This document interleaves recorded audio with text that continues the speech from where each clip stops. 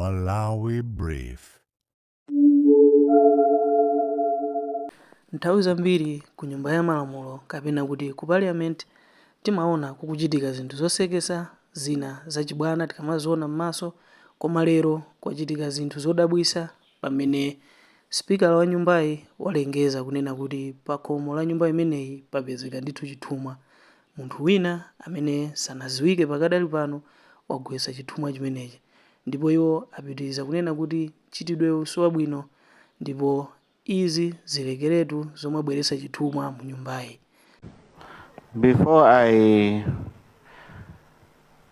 my eye catches one of you, I wanted to make a small announcement, unofficially though. Somewhere behind where you see our Sergeant at Arms walking, somewhere that side. An honorable member, I'm not too sure if it's an honorable member, but there's a UFO. There's something there that someone has dropped, and everyone is afraid to pick it up. Sinduzwatika kupuma, and it has been there from the time we went for health break. Our staff is scared to pick it up. Your foreign object is there.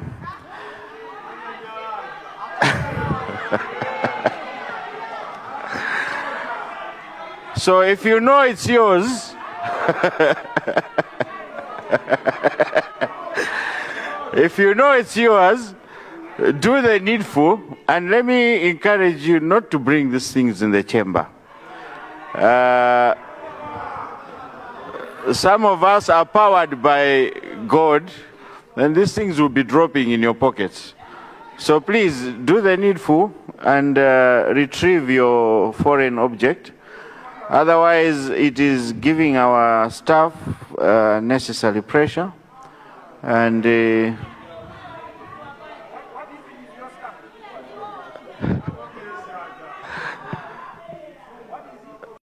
mu nkhani zina, a Shadrack Namalumba amene ndi nduna ya zofalitsa nkhani ayankhulapo makamaka pa dandaulo limene chipani chija cha UTM chinapereka kuti boma lite kukhazikitsa komishoni ina imene ingathe kufufuzanso za ngozi ya ndege imene wachiwiri kwa president wakale komanso anthu ena anamwalira.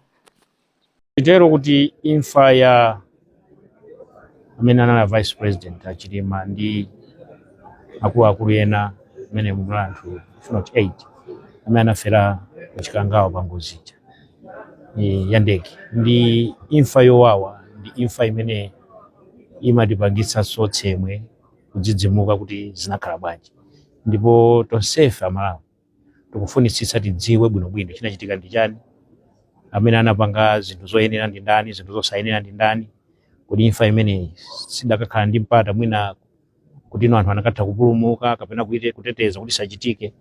Ndiye nditero kunena kuti boma la Profesa Arthur Mutharika nalonso ndilofunitsitsa kuti nkhani imeneyi tiyimalizitse ngati mmene alili Malawi na aliyense. Tonsefe pano tikufuna nkhani imeneyi tiyitseke, tidziwe choona chenicheni. Mabanja anthu amene anamwalira akufunanso chilungamo, abale awo akufuna chilungamo, tonsefe tikufuna chilungamo. Ndiye nditero kuti a president athu ali ndi chidwi kuonetsetsa kuti chilungamo chimenechi chichitike. Ndiye mukumbukira bwino mbuyo muja anawuza walamula Minister of Justice kuti taonani bwino mafailo sakuti kudali malipoti adapanga ma investigation, taonani. Ndiye mukaona mundiuze kuti tipange njira yoti tiyenda bwanji.